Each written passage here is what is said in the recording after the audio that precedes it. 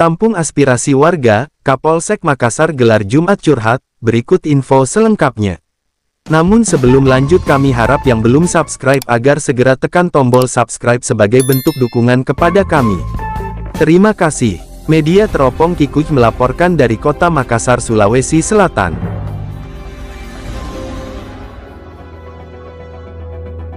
Sebagai pelayan, pengayom dan pelindung masyarakat yang presisi, Polri senantiasa terus berbenah, salah satunya adalah program Jumat Curhat. Jumat Curhat yang digagas oleh Kapolri Listio Sigit Prabowo, bertujuan untuk menampung aspirasi warga.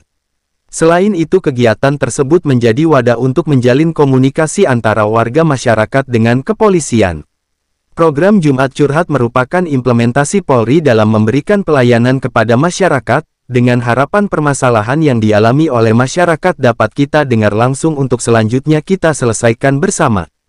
Hal ini disampaikan oleh Kapolsek Makassar Polrestabes Makassar, AKP, Andi Aris Abu Bakar, SH, MH, di depan warga masyarakat saat menggelar Jumat Curhat di Warkop 21, Jalan Gunung Bamba Puang 1, Kelurahan Lariang Banggi, Kecamatan Makassar, yang dihadiri oleh Camat Makassar Dr. Andes Haji Akbar Yusuf, MSI, Jumat tanggal 30 Desember tahun 2022.